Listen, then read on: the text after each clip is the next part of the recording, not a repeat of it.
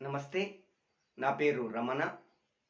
ఇప్పుడు నేను ఆవు, పులి కథ చెప్పబోతున్నాను. ఈ ఆవు, పులి కథ అనంతమాత్యుడు అనే రచయిత రాసుకున్నటువంటి కథ. భోగరాజీయం అనే కావ్యంలో ఈ కథ మనకు కనిపించింది. ఇప్పుడు కథ విందాం. ఒక యజమాని దగ్గర ఒక ఆవు, ఒక లేగదూడ హాయిగా నివసిస్తూ ఉండేవి. ఆవు, లేగదూడ ప్రతిరోజు ముచ్చట్లు చెప్పుకుంటూ తన బిడ్డతో కాలక్షేపం చేసుకుంటూ హాయిగా నివసిస్తూ ఉండేవి.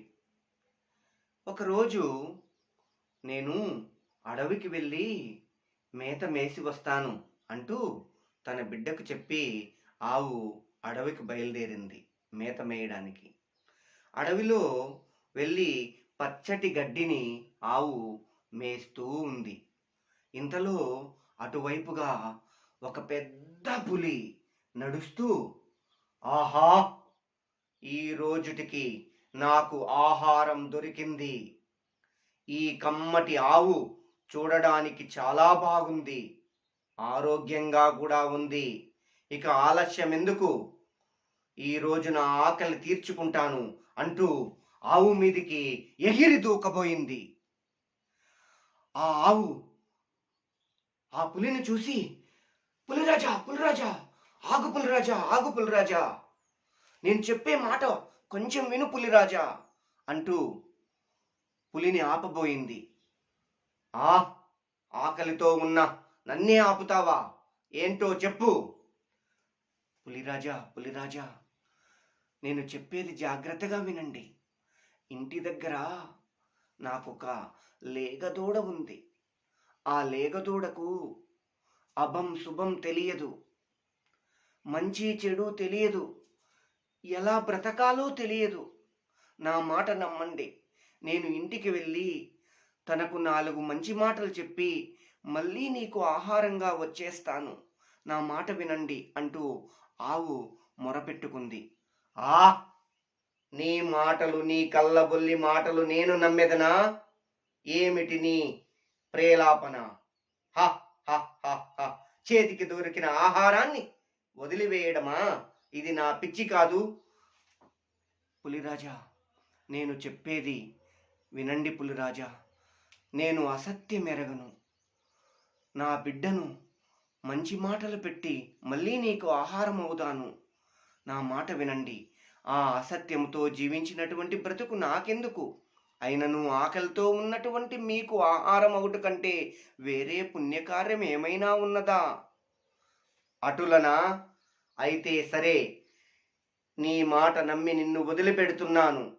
కానీ నువ్వు మాట తప్పావో, ఈ రోజు కాకపోయినా రేపైనా సరే నువ్వు దొరక్కపోవు. నీకు నేను ఖచ్చితంగా నిన్ను ఎప్పుడో ఒకప్పుడు ఆహారంగా చేసుకుని భుజించదా. వెళ్ళి నీ బిడ్డకు మంచి మాటలు చెప్పి మళ్ళీ నాకు ఆహారంగా తిరిగిరా. అలానే పులిరాజా. అప్పుడు ఆవు వేగంగా, బాధతో, ఆర్ద్రతతో తన గుండె నిండా బిడ్డను పెట్టుకొని ఇంటికి పరిగెత్తుకుంటూ పరిగెత్తుకుంటూ పరిగెత్తుకుంటూ వెళ్ళి అక్కడ బిడ్డను చూసి బిడ్డను అలా నిమిరింది. బిడ్డ,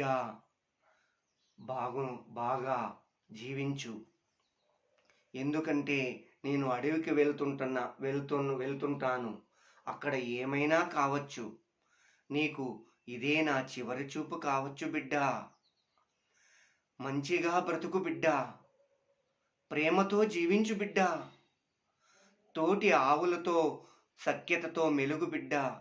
యజమాని చెప్పిన అన్ని పనులు చేయి బిడ్డ. సత్యమునే పలుకు బిడ్డ. అది మనల్ని ఎప్పుడూ కాపాడుతుంది. ఈ ఆవు జన్మ ఎత్తినటువంటి నీవు మంచిగా జీవించి నీ జన్మకు సార్థకత చేసుకో అంటూ ప్రేమతో బిడ్డను నిమిరింది. బిడ్డ కూడా అమ్మవైపు తదేక దీక్షతో అలా చూస్తూ కన్నీళ్లు కార్చింది. బాధపడకు, ఎంతటి కష్టం వచ్చినా ఎదుర్కో, నీ పని నువ్వు చేయి. ఎక్కడ ఏది కనిపించినా ఆహారంగా తిను, కడుపు నిండా భుజించు, కంటి నిండా నిద్రపో, అందరితో ప్రేమగా బ్రతుకు అంటూ ఆవు తన బిడ్డను అలా నిమురుతూ, మళ్ళీ నాకు కొంచెం పని ఉంది, నేను మళ్ళీ వస్తానో రానో కూడా నాకు తెలియదు అంటూ ఆవు ఆవు మళ్ళీ అడవికి బయలుదేరింది.